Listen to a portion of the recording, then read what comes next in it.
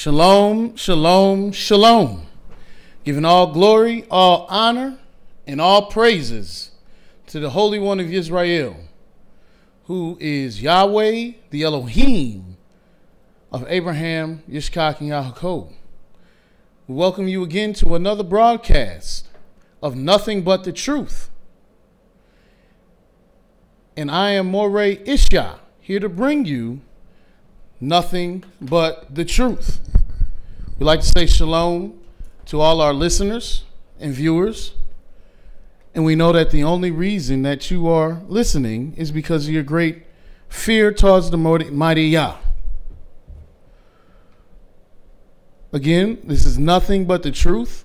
And we're here located at the House of Israel of Cincinnati, 1907 Vine Street. And Yahweh has purposed it that we are to bring you His word and His word only. The truth about the mighty Yah. So we are always attempting to let you know that if you hear something that you believe is not the truth, or that you have any questions, you can give us a call. Also, you can email us. Our email is HOYCINCY@gmail.com. You can get to our email by going to our website, worldgatheringisrael.org.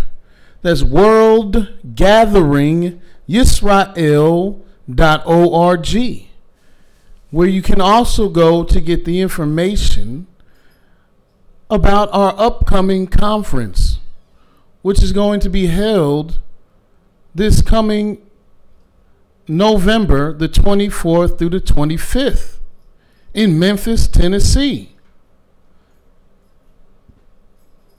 And we will be in Memphis, Tennessee at the Hyatt of Memphis, Germantown.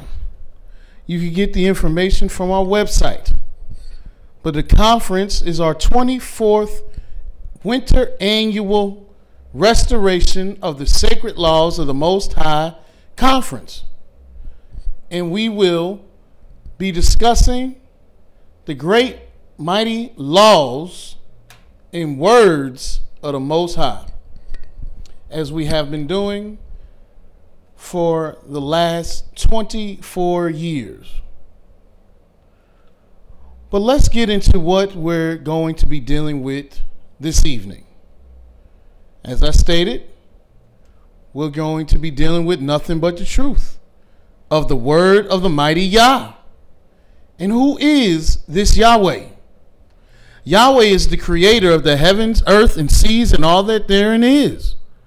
Yahweh is the Holy One of Yisrael, the so-called black man and woman in America. Yahweh is the Elohim of Abraham, Isaac, and Yaakov. And Yahweh is the only king, and the only judge, and the only lawgiver, and the only redeemer of Yisrael and the world. Yahweh is the truth and nothing but the truth. And we will be discussing with you this evening the remnant. What is the remnant?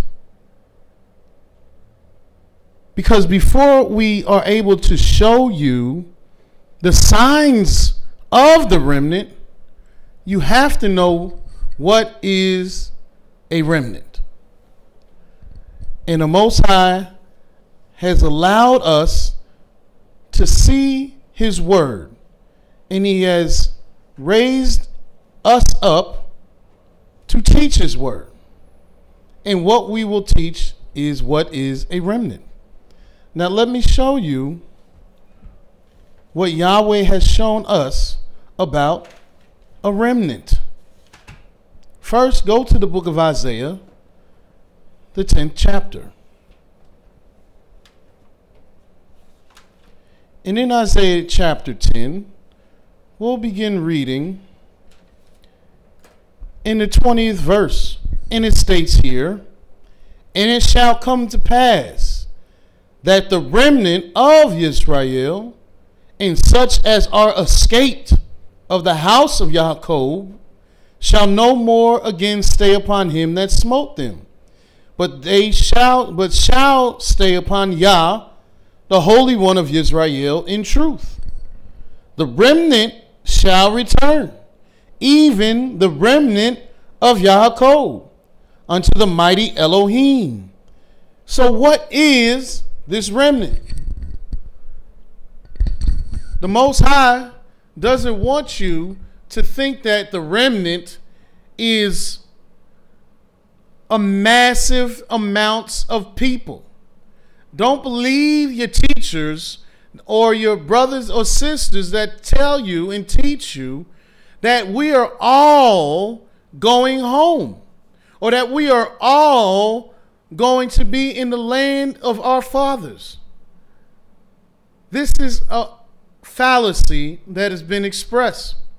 The Most High never, ever stated that he is going to deliver, or I should say that he is going to save the whole entire nation. But Yahweh said this in Jeremiah, the 30th chapter, because you want to know what a remnant is. So when we show you the signs of the remnant, you won't think that everybody will have these signs upon them. But quite the contrary, most people will not. In Jeremiah, the 30th chapter, we'll start reading around the 12th verse. Yahweh says, well, I'll start at the 11th. It states, for I am with thee, saith Yah, to save thee, though I make a full end of all nations, whither I have scattered you. So what does that tell you? That statement right there. What does that let you know? That Yahweh will make a full, complete, whole end of all the nations where he has scattered the children of Israel. And he has scattered Israel to the four corners of the earth, letting you know Israel is in every part of the globe. So that means every nation on every continent has had their hand in oppressing the children of Yahweh. And Yahweh will end in its entirety all of those nations. Therefore, there is nowhere any nation can run to or hide. And Yahweh said, I will not, though I will make a full end of all nations, whether I have scattered thee, yet I will not make a full end of thee, but I will correct thee in measure, and will not leave thee altogether unpunished. So it's letting you know that you're not going to escape his sword either. The only difference between you and the other nations is that somebody out of the children of Yahweh will be delivered and saved. The nation of Israel will not be eradicated. The nation of Israel will not be diminished to nothing. He said in verse 12, for thus saith Yah, thy bruise is incurable, and thy wound is grievous. There is none that plead thy cause, that thou mayest be bound up. Thou hast no healing medicine.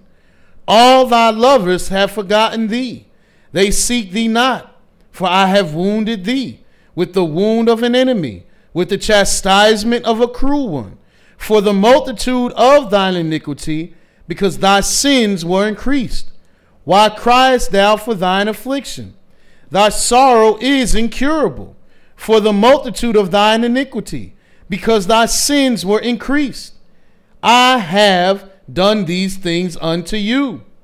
Therefore all they that devour thee shall be devoured, and all thine adversaries, every one of them, shall go into captivity. And they that spoil thee shall be a spoil, and all they that prey upon thee will I give for a prey. For I will restore health unto thee, and I will heal thee of thy wounds, saith Yahweh. Because they call thee an outcast, saying, This is Zion, whom no man seeketh after. So Yahweh's letting you know he's going to destroy with a holistic destruction everyone that is oppressed the children of Israel. Yet he will correct us in measure, letting you know that you and I are not going to be unscathed. Some of the children of Yahweh will perish. Some of the children of the Almighty will be cast to the side because of our iniquities. Let me also show you what it says in the book of Jeremiah, the 3rd chapter, the 14th verse.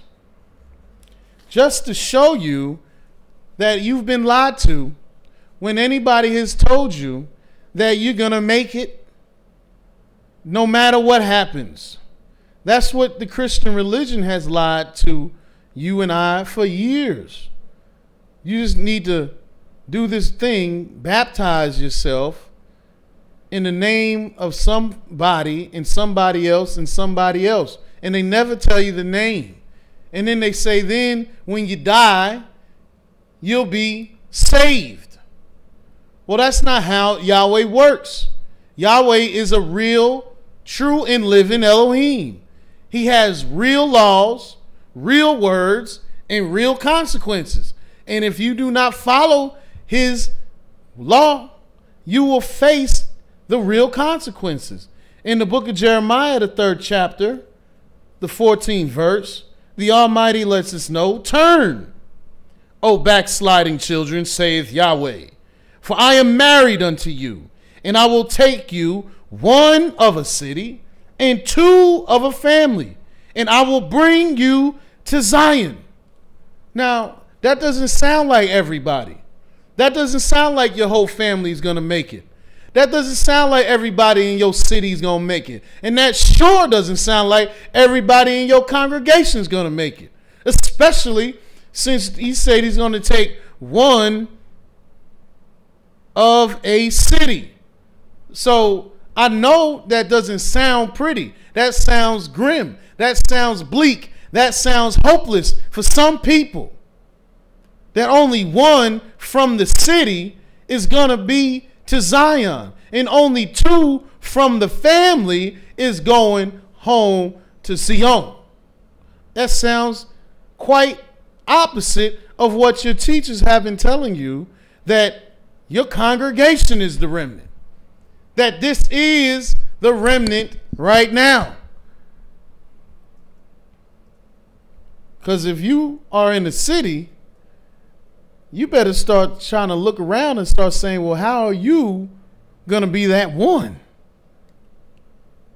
And if you're in the family, you better start looking around and trying to figure out how are you going to be of the two.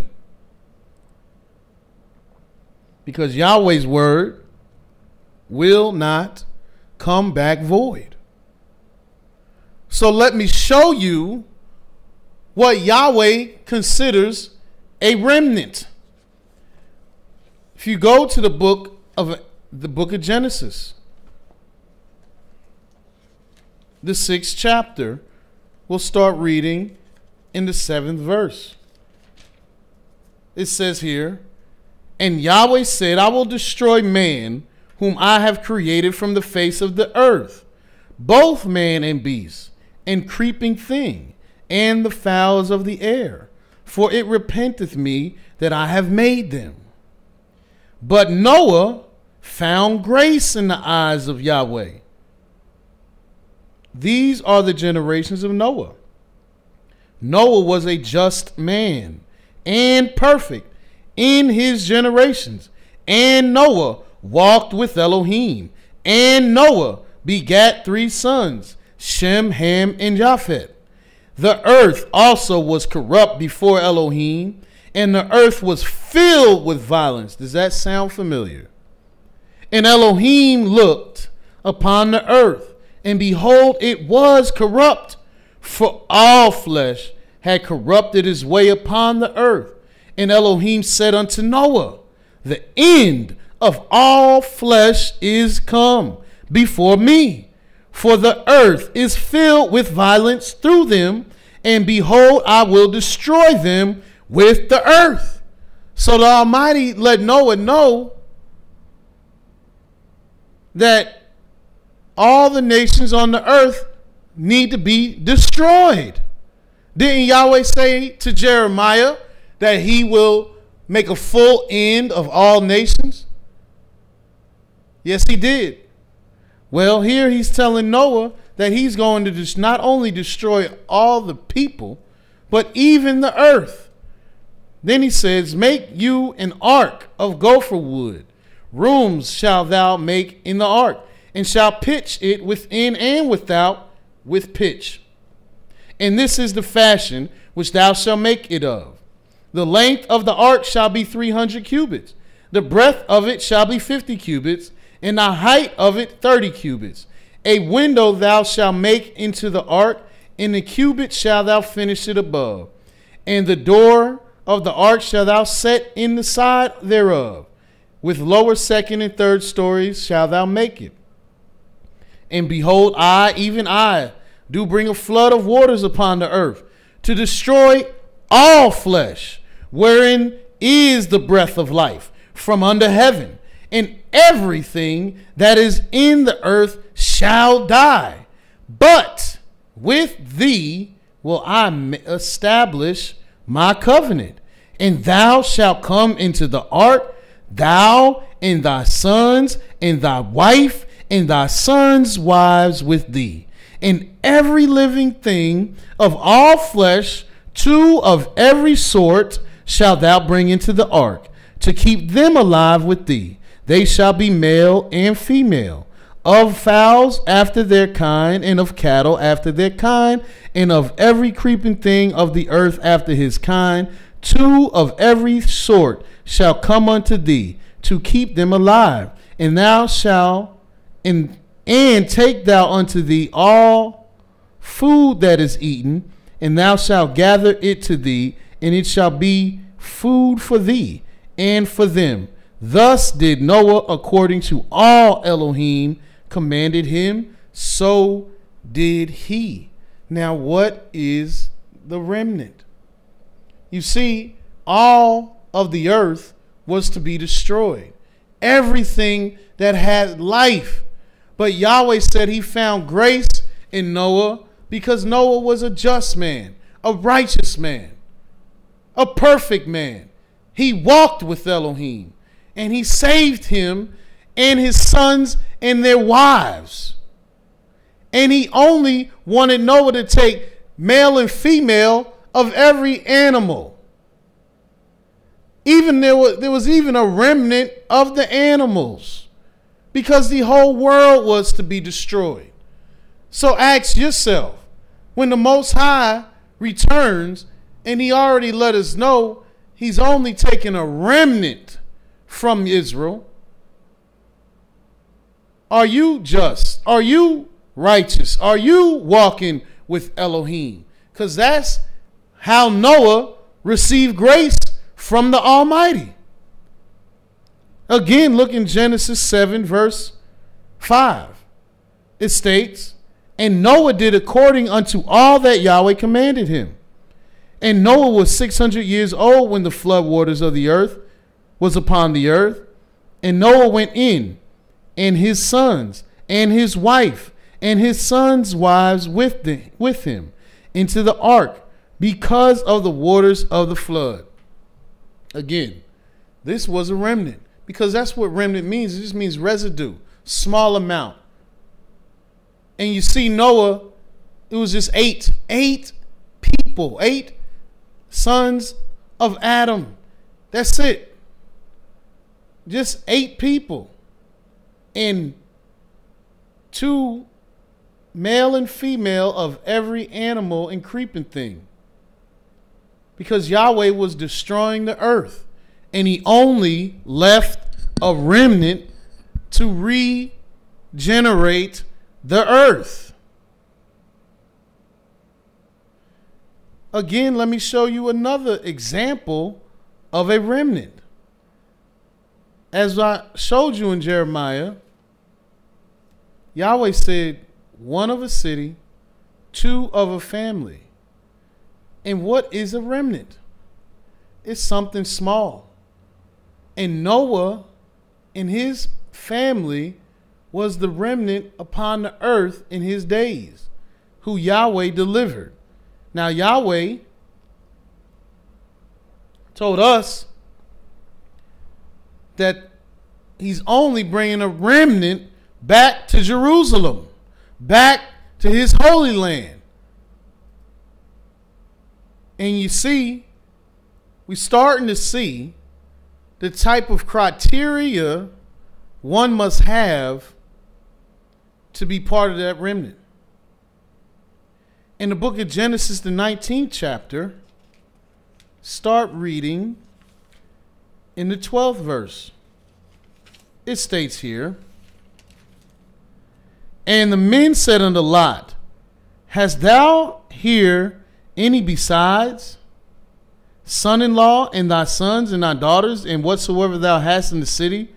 Bring them out of this place, for we will destroy this place, because of the cry of them is waxing great before the face of Yahweh. And Yahweh hath sent us to destroy it. And Lot went out and spake unto his sons-in-law, which married his daughters, and said, up, get you out of this place, for Yahweh will destroy this city. But he seemed as one that mocked unto his sons-in-law. Yeah, that's how some people behave, because Yahweh said the wicked shall do wickedly, and none of the wicked will understand. But the wise will understand. So when somebody comes unto you and lets you know it's time to go, it's time to make moves for the mighty Yah. And don't be like the sons-in-law of Lot, who looked at him like, and they mocked him. And when the morning arose, then the angels hastened Lot, saying, arise, take thy wife and thy two daughters, which are here, lest thou be consumed in the iniquity of the city. And while he lingered, the men laid hold upon his hand, and upon the hand of his wife, and upon the hand of his two daughters, and Yahweh being merciful unto him. Now, why was Yahweh merciful? Yahweh said he will show mercy unto who? He will show mercy. Yahweh being merciful unto him, and they brought him forth and set him without the city. And it came to pass, when they had brought them forth abroad, that he said, escape for thy life. Look not behind thee, neither stay thou in all the plain. Escape to the mountain, lest thou be consumed. And Lot said unto them, O not so, my master. Behold now, thy servant hath found grace in thy sight, and thou hast magnified thy mercy, which thou hast shewed unto me in saving my life. And I cannot escape to the mountain, lest some evil take me and I die. Behold now, this city is near to flee unto, and it is a little one. Oh, let me escape there. Is it not a little one? And my soul shall live. And he said unto him, see, I have accepted thee concerning this thing also, that I will not overthrow this city for which thou hast spoken. Haste thee, escape thither, for I cannot do anything till thou be come thither. Therefore the name of the city was called Zoar. The sun was risen up upon the earth when Lot entered into Zoar. And Yahweh rained upon Sodom and upon Gomorrah brimstone and fire from Yahweh out of heaven. And he overthrew those cities and all the plain and all the inhabitants of the cities. and that which grew upon the ground. But his wife looked back from behind him, and she became a pillar of salt. And Abraham got up early in the morning to the place where he stood before Yah, and he looked toward Sodom and Gomorrah, and toward all the land of the plain, and behold, lo, the smoke of the country went up as the smoke of a furnace. And it came to pass, when Elohim destroyed the cities of the plain, that Elohim remembered Abraham, and sent Lot out of the midst of the overthrow, when he overthrew the cities in which Lot dwelt. Now, why did Yahweh deliver and save Lot and his two daughters? You'll notice I said deliver and save Lot and his two daughters, because he delivered Lot and his wife and his two daughters, but he saved his two daughters and Lot, because his wife turned back around and returned into a pillar of salt. And they were told to not look back. That's what they were told. To go, to flee, and don't look back. But, and let me show you that. I think it was earlier in verse 17. It says, and it came to pass, when they had brought them forth abroad, that he said, escape for your life. Look not behind thee. Neither stay thou in all the plain. Escape to the mountain, lest thou be consumed. But she did not listen. She looked back. So she didn't save her own self. She didn't listen to the instructions. She got delivered. She got taken out of the city. She didn't die the death of all the wicked people in Sodom and Gomorrah, yet she did perish and was turned into a pillar of salt, because she had to look back, because her heart was with that place. And Yahweh was delivering them from evil. And you can't have that evil lingering in your heart when Yahweh is trying to remove you from it. And why did Yahweh save Lot? And why did it say he remembered Abraham? Did Abraham die for Lot's sins? No. Did Abraham sacrifice a goat for Lot's sins? No. But this is what Abraham did. It's in Genesis, the 18th chapter, and in the 23rd verse, and it says, and Abraham drew near and said, behold, and said, wilt thou also destroy the righteous with the wicked? Peradventure, there be 50 righteous within the city. Wilt thou also destroy and not spare the place for the 50 righteous that are therein? That be far from thee to do after this manner, to slay the righteous with the wicked, and that the righteous should be as the wicked. That be far from thee. Shall not the judge of all the earth do right? And Yahweh said, if I find in Sodom 50 righteous within the city, then will I spare all the place for their sakes.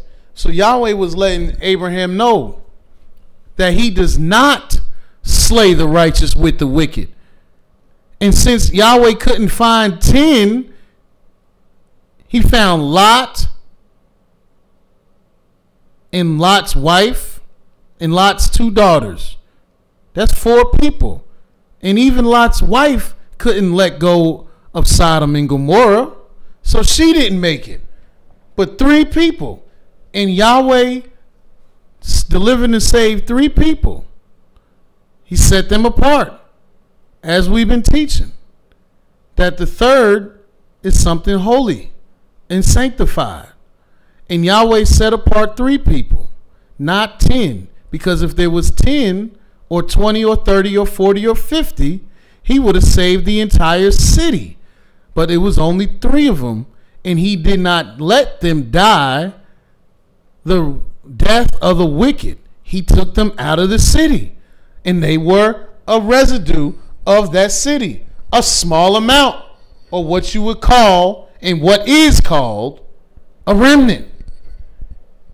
Because you see that Noah was a righteous and just and perfect man who walked with Elohim, and Lot also was found to be more righteous than these wicked people in the cities of Sodom and Gomorrah. But again, what is a remnant? We see so far that it's definitely not millions of people.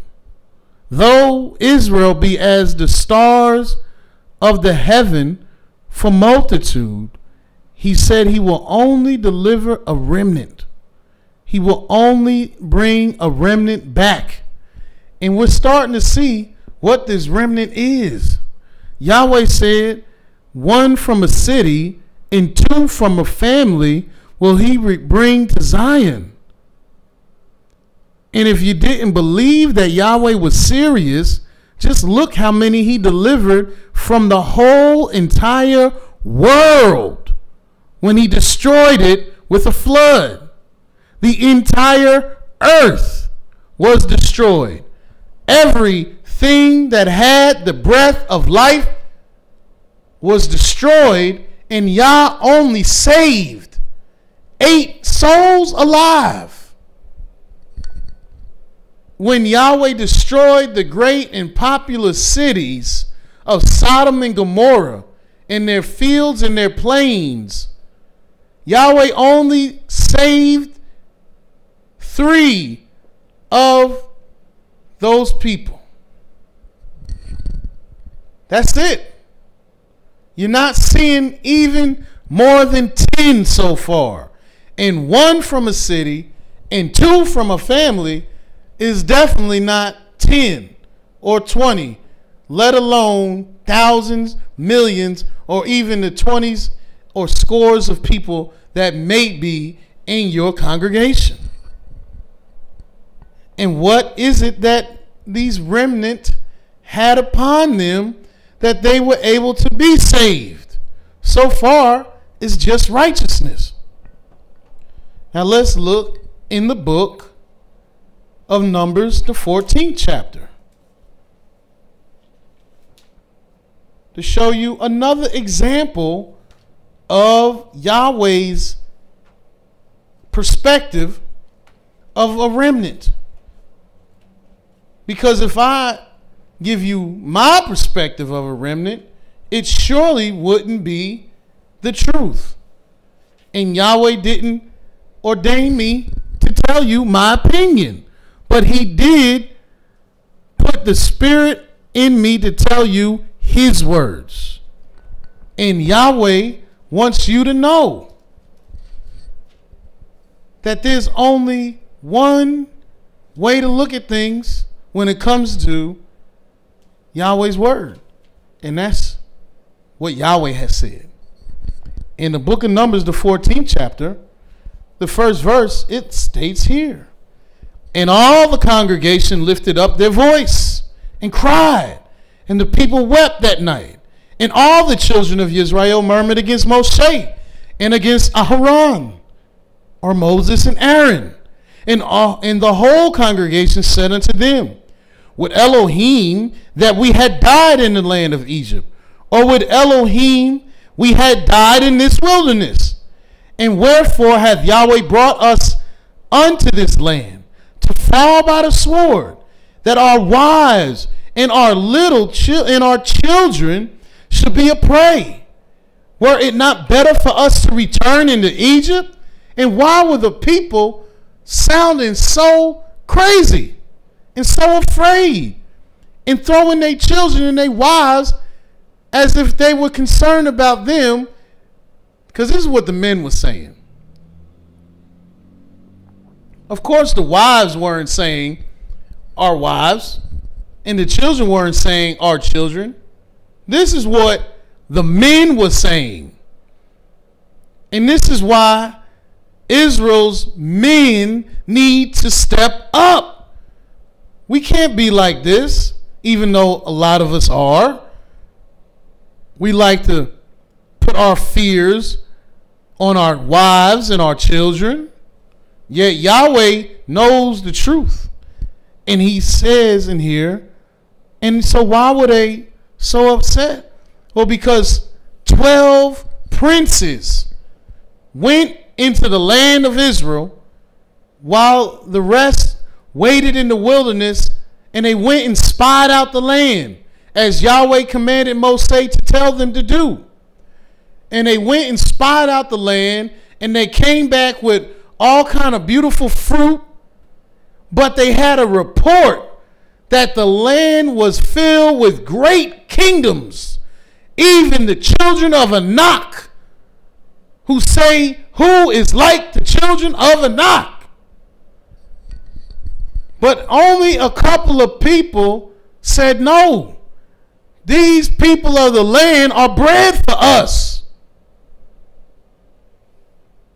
But the rest of the princes brought a bad report about the Holy Land that Yahweh promised to the seed of Abraham, Yitzchak, and Yaakov.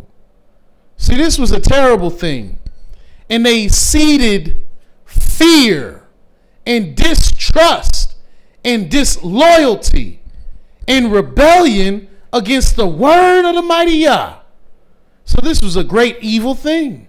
And in verse 4, Numbers the 14th chapter, it says, and they said one to another, let us make a captain and let us return into Egypt. Then Moses and Aaron fell on their faces before all the assembly of the congregation of the children of Israel.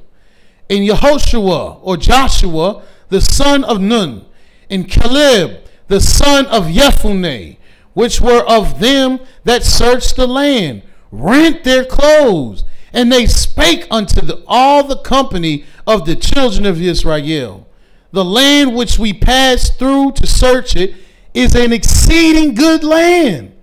If Yahweh delight in us, then he will bring us into this land and give it us, a land that floweth with milk and honey.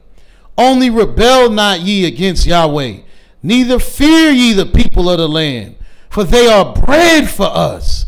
Their defense is departed from them, and Yahweh is with us. Fear them not.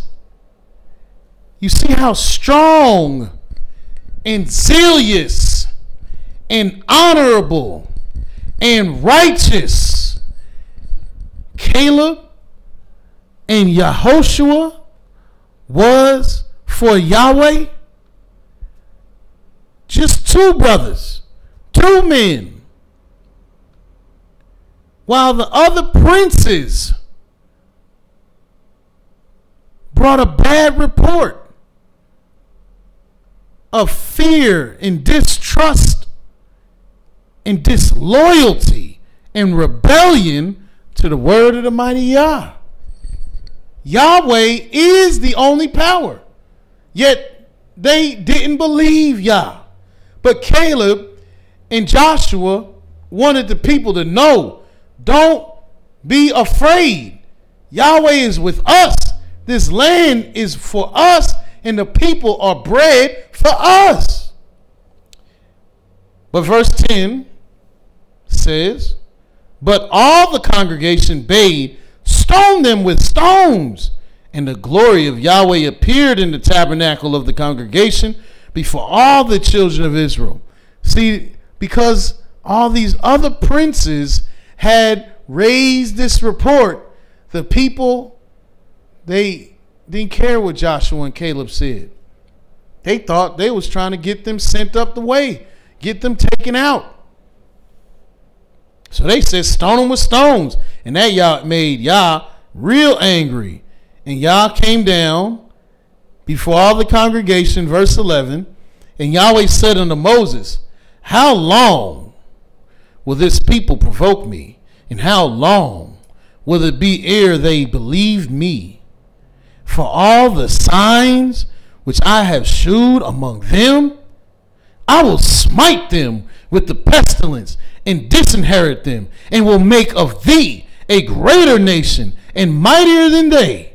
And Moses said unto Yah, then the Egyptians shall hear it, for thou broughtest up this people in thy might from among them.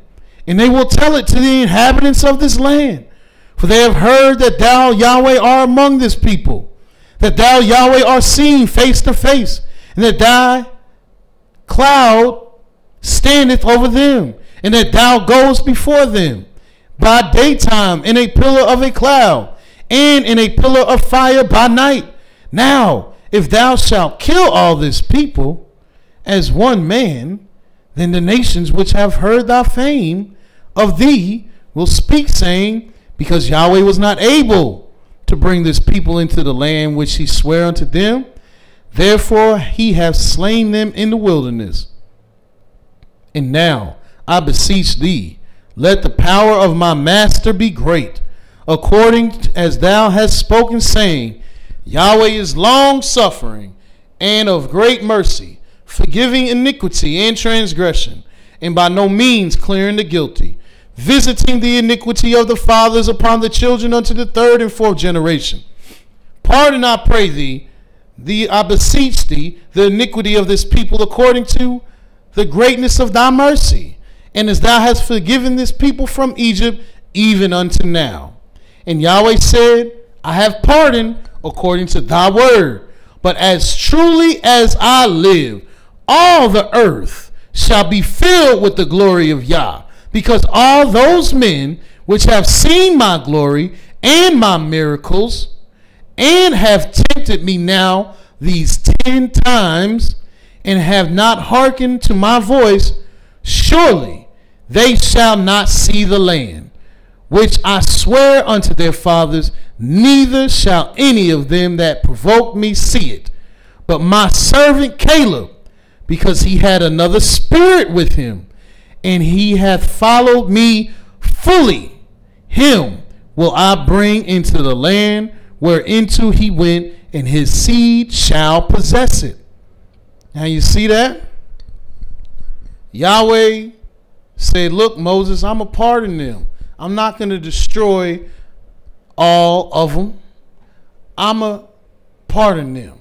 But I am going to make sure those men that went into the land and all those families that murmured up against me about their scary little fears and that they were disloyal, he said they're not going to make it.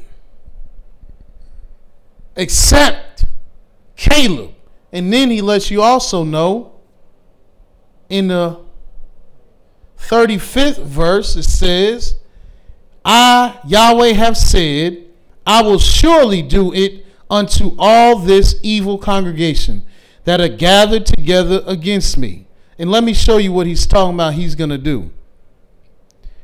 It says in verse 30, doubtless ye shall not come into the land concerning which I swear to make you dwell therein, save Caleb the son of Jephunneh and Yehoshua the son of Nun. But your little ones, which ye have said should be a prey, them will I bring in, and they shall know the land which ye have despised. But as for you, your carcasses, they shall fall in this wilderness, and your children shall wander in the wilderness 40 years, and bear your whoredoms until your carcasses be wasted in the wilderness.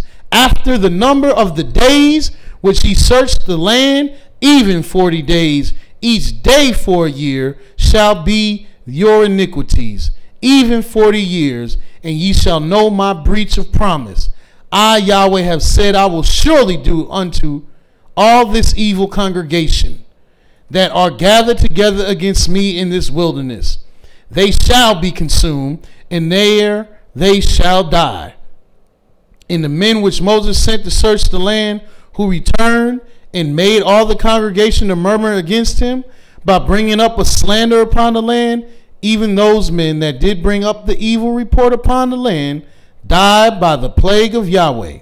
But Yehoshua, the son of Nun, and Caleb, the son of Jephunneh, which were of the men that went to search the land, lived still. Now you see how Yahweh delivered and saved two people? Just two. Out of all the men that were 20 years old and above, Caleb and Yehoshua only made it. That's it. The rest of them were 20 years and younger. They didn't make those are the ones that did make it. But the older ones, they didn't, because they were afraid of Yahweh's word.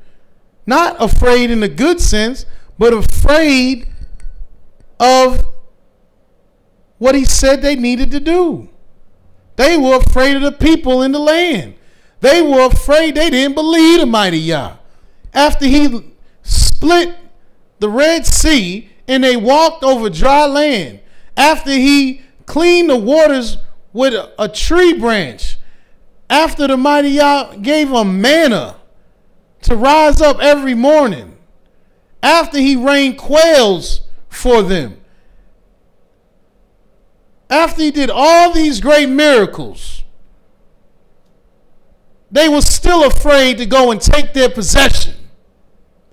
But Caleb and Joshua, as Yahweh said, they followed him wholly, fully. That means they walked with the Most High. That means they were altogether upright with the Creator. They were perfect with Yahweh. And they didn't do what the other men did and bring a false report, an evil report, a bad report. Because they knew that Yahweh is the power of powers, the King of kings, and the only Elohim. That's what we have to know. And that's how they became part of the remnant that made it into the land. Now, we've shown you, Yahweh said only a remnant is going to go and say, let's not lean on those that smote us. Let me show you that again. In Isaiah, the 20 or the 10th chapter.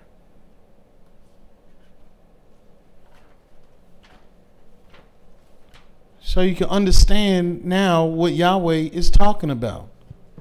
And you have to know this. We have to show you this, because what we're about to do is teach the signs of the remnant. Because Yahweh has put signs on the remnant. And when you see the signs of the remnant, then you'll know who the remnant is and who the remnant is not. But before we show you the signs of the remnant, you have to know what the remnant is. So you don't think that everybody's going to make it. And so you could clearly understand that these signs of the remnant are only going to be on a certain type of people. So when your teachers and your brothers and your sisters tell you that we're all going home, every last one of us is going to make it, or they say you're not going to be able to keep the Sabbath day until we get to the land. You can't keep the laws of Yahweh in captivity. You can only do Yah's law in the land. Well, these people must obviously believe that everybody's going to get to go home to keep the law, which is a lie, a straight lie. Yes, that's what it is. There's no other thing that it is. There's no misunderstanding about it. Anybody that tells you that you can't keep Yah's law in captivity has lied to you. Because I guarantee you that same person that tells you you can't keep Yah's law in captivity used to keep Yah's law in captivity until they decided they didn't have to. And as it says, misery loves company. And all they want to do is bring you down. Just like the other princes of Israel that decided to spread a false and evil and negative and bad report about Yah's beautiful holy land that they saw with their own eyes. Isn't that like a rebellious Israelite?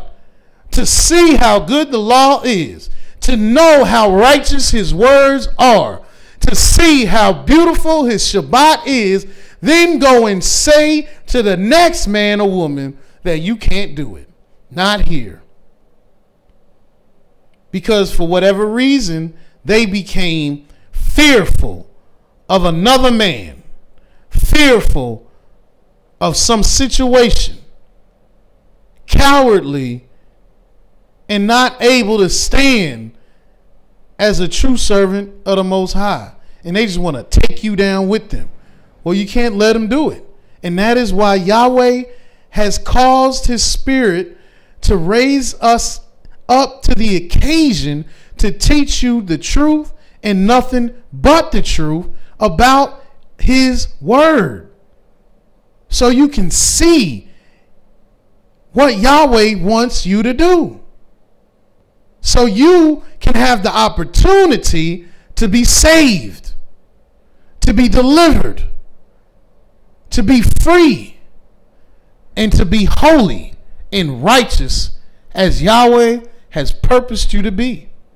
But in the book of Isaiah, the 10th chapter, the 20th verse, it states, "And it shall come to pass that in that day that the remnant of YIsraEL and such as are escaped of the house of Yaakov shall no more again stay upon him that smote them, but they shall stay upon Yah, the Holy One of Israel, in truth." And that's not going to be a lot of people. That's not going to be your entire congregation. That's not going to be your whole family. That's not going to be everybody in your city. That's not going to be everybody in your state, country, town, or whatever. Yahweh has already shown us that he don't need a lot of folks. A remnant is a small amount. And we can see by what he said to Jeremiah that he's only going to take 2 from a city, or 1 from a city and 2 from a family, that it's not going to be a great amount of people. So don't let them lie to you. Don't let anybody tell you a false story that you can make it and you don't keep the law of the Most High. Because as we saw, when Yahweh destroyed the earth with Noah, Noah was righteous. Noah walked with Elohim. Noah was perfect. And how do you be perfect? How do you walk with Yah? How can you be righteous if you don't keep the law? We saw that Lot was delivered and saved. So he was righteous. Because Yah said he won't destroy the righteous with the wicked. We saw that Caleb and Yehoshua fully walked after Yah. And they had a different spirit than the rebels that had a bad report. So how is it that somebody's going to tell you that you cannot keep Yah's law in the captivity and you have to go home to do it, but Yahweh hasn't shown not one place where anybody that didn't keep his law, anybody that wasn't righteous, could not have made it into salvation. Where is that in the book? Well, I'll tell you where it is in the book. It's in that place called nowhere. That's exactly where it is. And let me show you what Yahweh said in the book of Ezekiel, the 14th chapter. Because we're going to show Yahweh's truth. As the Psalms says, Yahweh, your word is the truth. And what is truth? Truth is something that's verified. And that is exactly what we're doing today. Verifying the truth that Yahweh has already told you. In the book of Ezekiel, the 14th chapter, start reading in the 12th verse, and it states, the word of Yahweh came again to me, saying, Son of man, when the land sinneth against me by trespassing grievously, then will I stretch out my hand upon it, and will break the staff of the bread thereof, and will send famine upon it, and will cut off man and beast from it. Though these three men, Noah, Daniel, and Job, were in it, they should deliver but their own souls by their righteousness, saith Yah. You see, my people, Yahweh said in the book of Malachi, the 3rd chapter, the 6th verse, he said, I am Yahweh. That is my name. I do not change. And so far, as we've been going over the holy words of the Almighty, whose name is Yah, we have seen one consistent fact that the only way you can be delivered and saved is by righteousness. Look in verse 15. He said, if I cause noisome beasts to pass through the land, and they spoil it so that it be desolate, that no man may pass through because of the beast, though these three men were in it, as I live, saith Yahweh Elohim, they shall deliver neither sons nor daughters, they only shall be delivered, but the land shall be desolate. So that annihilates, eradicates this Christian theology that a perfect man can die for your sins. Because Noah, Daniel, and Job were perfect. Yahweh said they were perfect. Yahweh said they were righteous. And he said they can't deliver anybody, not their own children, not their own family, which Yahweh said only 2 from a family, 1 from a city. And Noah, Daniel, and Job, though they be perfect men, can't deliver you or I. Only their own souls. So why is it that you will listen to a man or woman that tells you to be baptized in the name of the Father, Son, and Holy Ghost when Yahweh never said anything like that? Yahweh never let you know that that's how you're going to be saved and delivered, or delivered and saved. Yahweh never said that we're going to have a rapture, because that's what they're telling you right now. That in September the 23rd, the rapture will come. Don't listen to these liars that are telling you these lies. All that is going to happen on September the 23rd is the sun will rise and the sun will set. And Yahweh will be king over all the earth. And no rapture is going to take a massive amounts of people off of the earth to take them up into heaven. That is not the remnant. In the book of Ezekiel, the 14th chapter, the 17th verse, he says, or if I bring a sword upon that land and say, sword, go through the land so that I cut off man and beast from it. Though these 3 men were in it, as I live, saith Yah Elohim, they shall deliver neither sons nor daughters, but they only shall be delivered themselves. Or if I send a pestilence into that land and pour out my fury upon it in blood to cut off from it man and beast, though Noah, Daniel, and Job were in it, as I live, saith Yahweh Elohim, they shall deliver neither son nor daughter, they shall but deliver their own souls by their righteousness.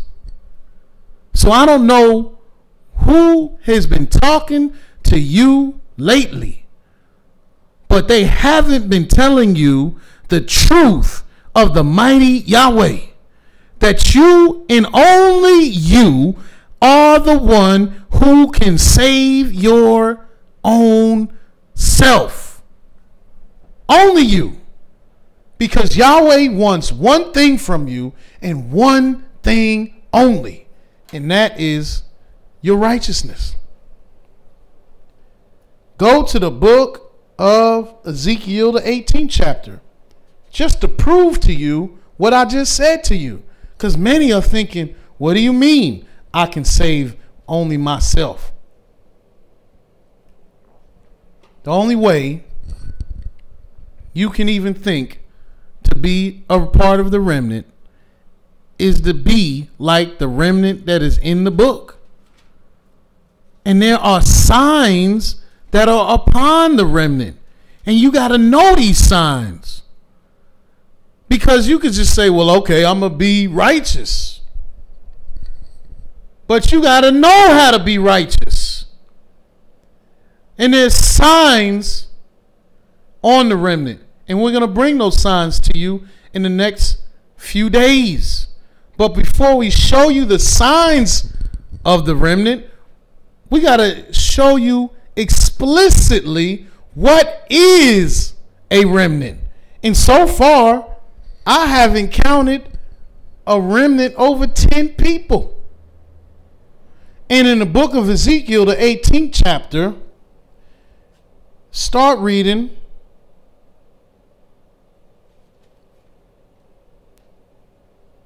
in verse 25. And it says here, yet ye say, the way of Yahweh is not equal. Hear now, O house of Yisrael, is not my way equal, or not your ways unequal? When a righteous man turneth away from his righteousness, and committeth iniquity, and dieth in them, for his iniquity that he hath done, he shall die. Because Yahweh is fair. Yes, he is. In verse 26 or 27, again, when the wicked man turneth away from his wickedness that he hath committed, and doeth that which is lawful and right, he shall save his soul alive. Let me repeat that. Again, when the wicked man turneth away from his wickedness. That's right. Wicked man, turn from your wickedness. And what is wickedness? If it's not the laws, statutes, judgments, and commandments of the mighty Yah, it's wickedness. So turn from your wickedness. Stop eating swine. Stop going after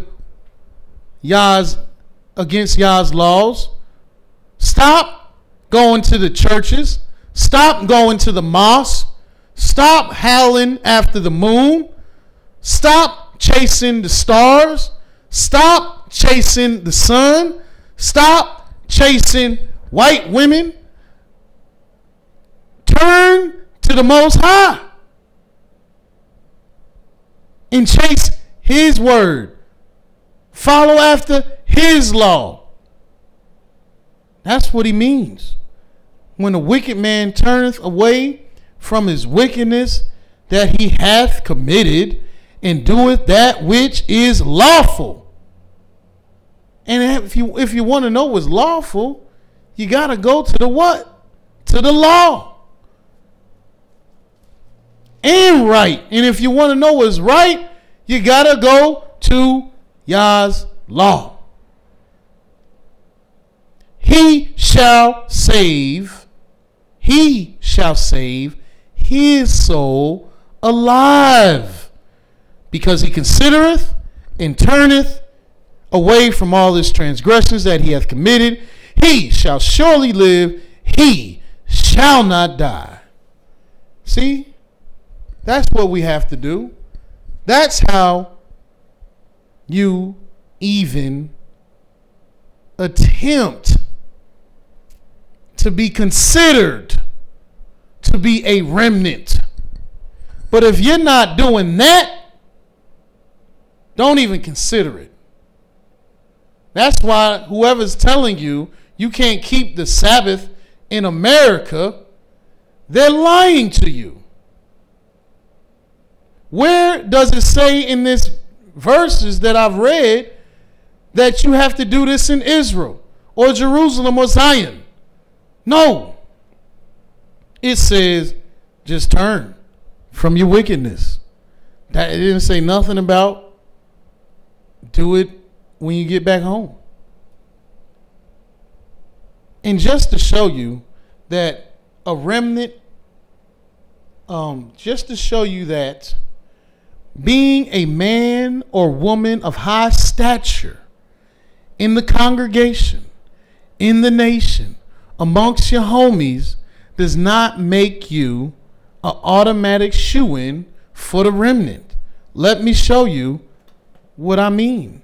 Go to the book of Numbers, the 20th chapter. Some people believe that because they're a Moreh, a Kohen, a Sar, a prince, a Nasi, or a Nabi, that they're going to be there. They going to make it. They going home. And they going to teach you that all you got to do is follow them and you're going home. Well, brothers and sisters, those people are lying to you. Because stature alone does not get you a ticket to the remnant.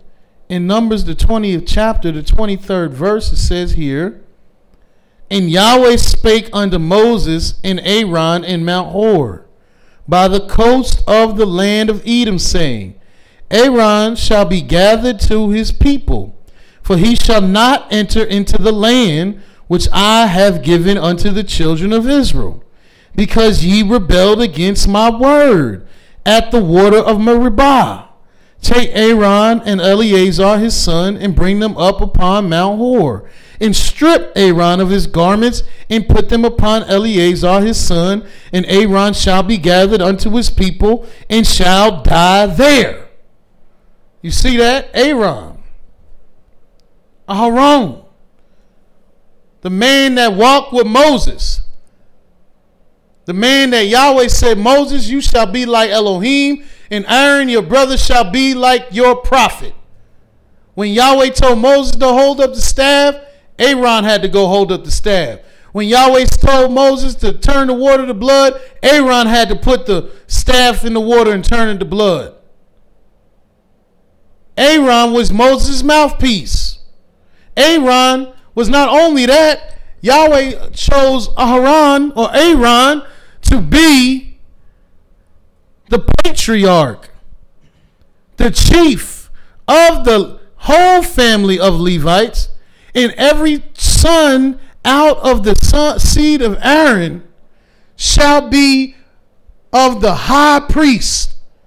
He sanctified them and set them apart even from the Levites to be the high priest. Aaron, Aharon, was the first high priest in Israel. How much higher in stature can you get? And he didn't make it. And you think I'm done there? No. Go to Numbers the 27th chapter.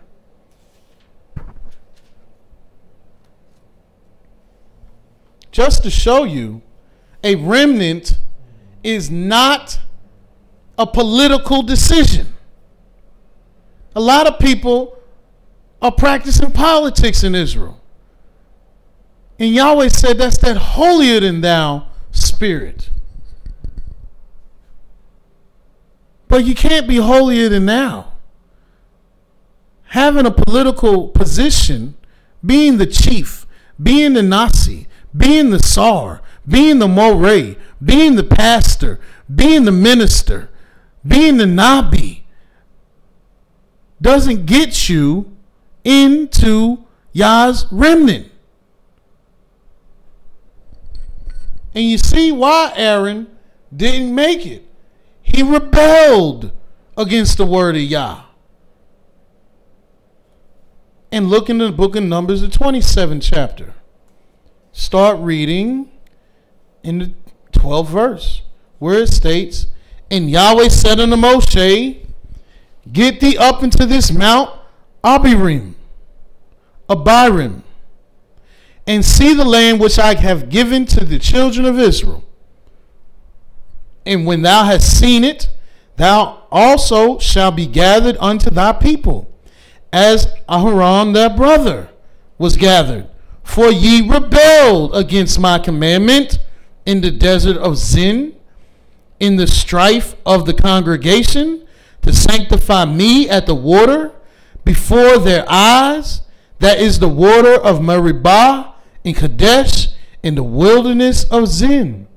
And Yahweh spoke to Moshe, and Moshe spoke unto Yahweh, saying, let Yahweh, the Elohim of the spirits of all flesh, set a man over the congregation, which may go out before them, and which may go in before them, and which may lead them out, and which may bring them in, that the congregation of Yahweh be not as sheep which have no shepherd. And Yahweh said unto Moses, take thee Yehoshua, the son of Nun, a man in whom is the Spirit, and lay thy hand upon him. And Moses didn't make it either. Now you thought you couldn't get no higher in stature than Aharon. Moses, Yahweh said, there is none like Moses in all my house, who he speaks to face,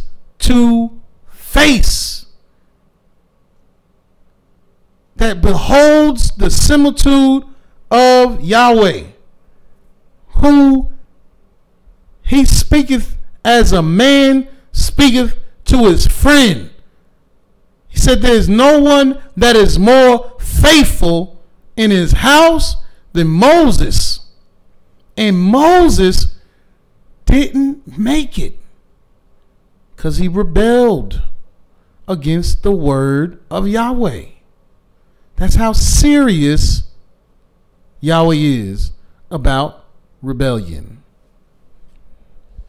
Look in the book of 1 Samuel, the 13th chapter.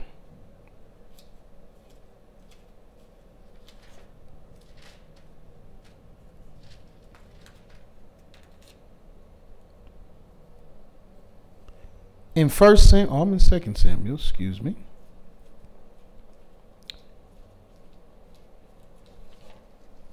In 1 Samuel, see, do I want the 13th chapter or the 15th chapter?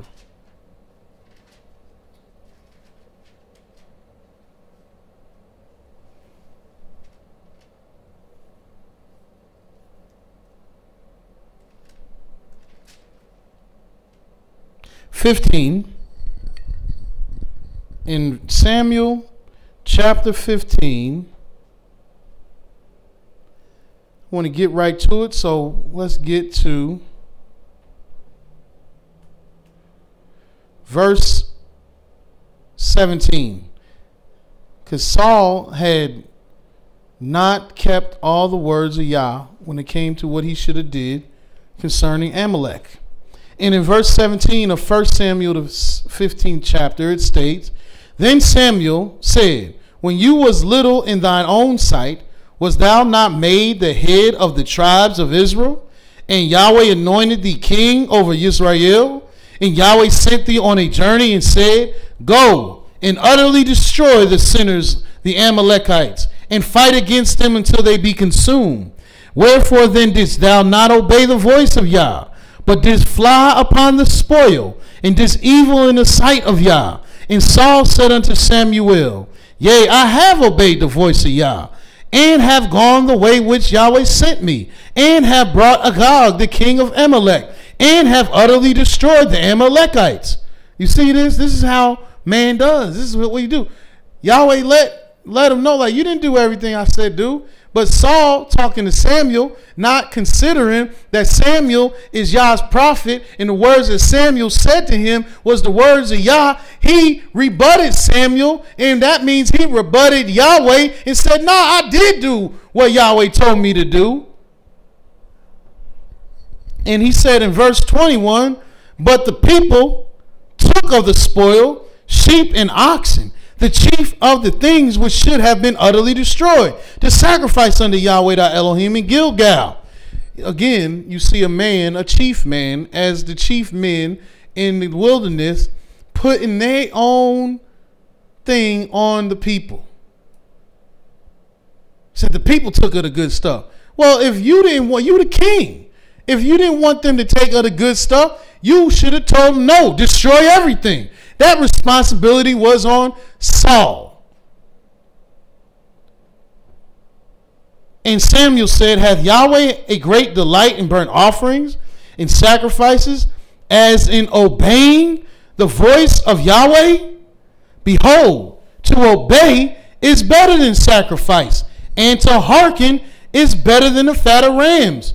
For rebellion is as the sin of witchcraft, and stubbornness is as iniquity and idolatry. Because you have rejected the word of Yah, he hath also rejected thee from being king.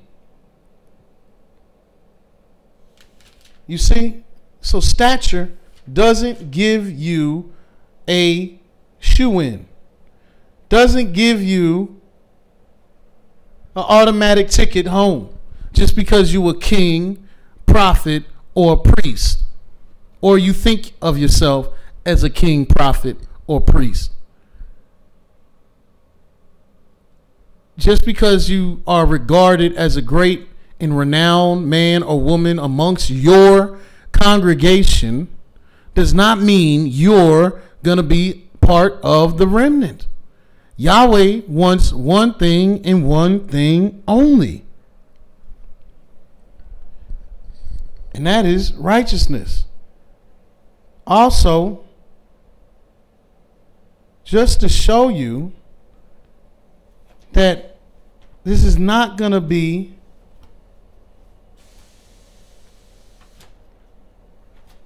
the remnant is not going to be this massive amounts of people. Go to the book of Daniel, the 12th chapter.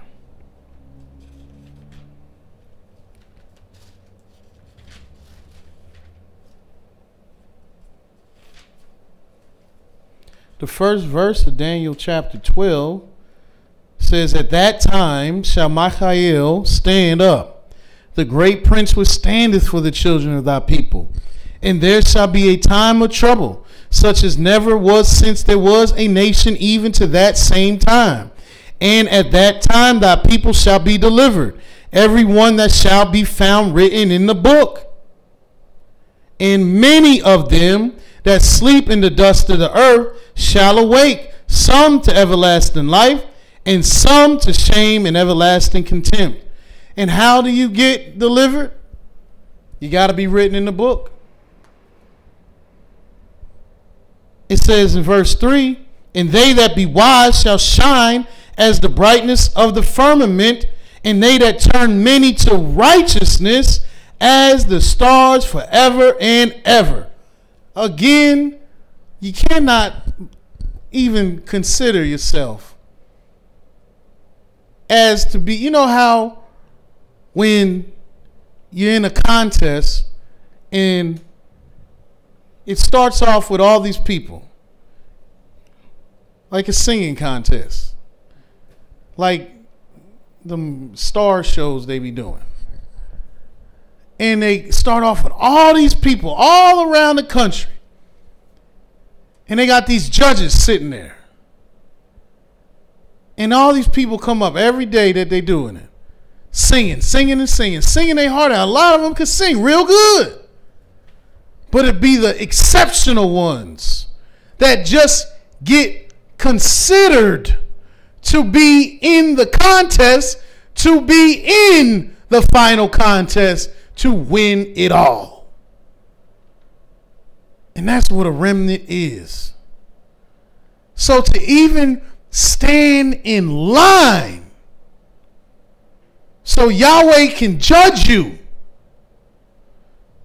if you don't have righteousness on you, you're not even going to be there. Look what it says in Psalms 1.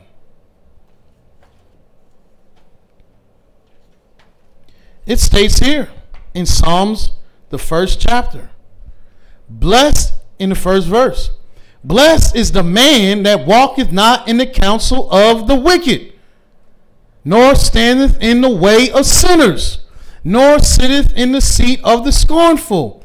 But his delight is in the law of Yah, and in his law does he meditate day and night. And tell me, how do you meditate in the law day and night and you telling people you can't keep the law? You obviously not meditating in the law because you doing exactly against the law. And he shall be like a tree planted by the rivers of water that bringeth forth his fruit in his season. His leaf also shall not wither, and whatsoever he doeth shall prosper. The wicked are not so, but are like the chaff which the wind driveth away. Therefore the wicked shall not stand in the judgment, nor sinners in the congregation of the righteous.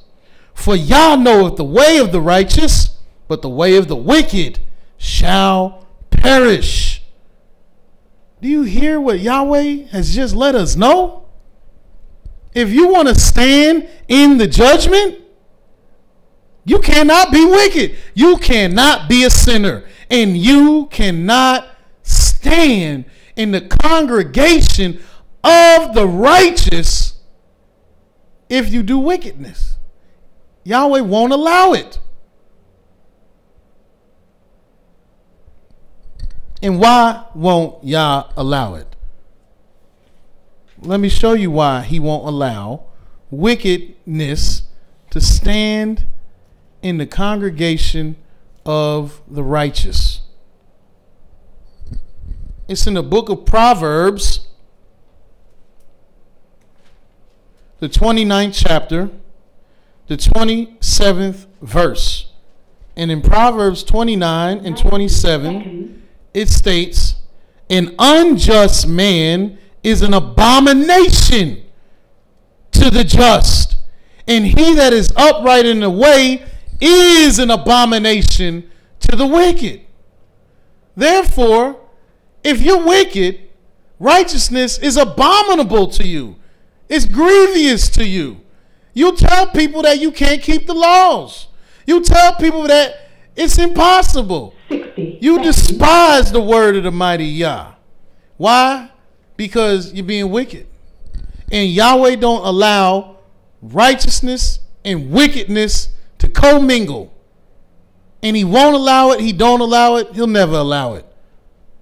So if you want to even be considered to be a part of the remnant, you must do as Yahweh has said.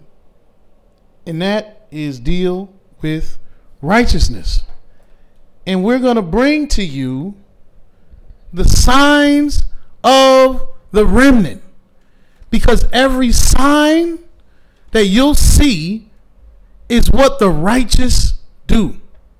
There will not be a sign of the remnant that will teach you that is not a righteous thing that the righteous do. And once you see the signs of the remnant, you'll know how to identify what and who the remnant is, and if you are, and so you can change so you can be. This has been nothing but the truth of the mighty Yah. I'm Mowreh IshYAH, and until tomorrow, Yahweh loves you very much, and so do we at the house of Yisrael. Shalom, hallelujah.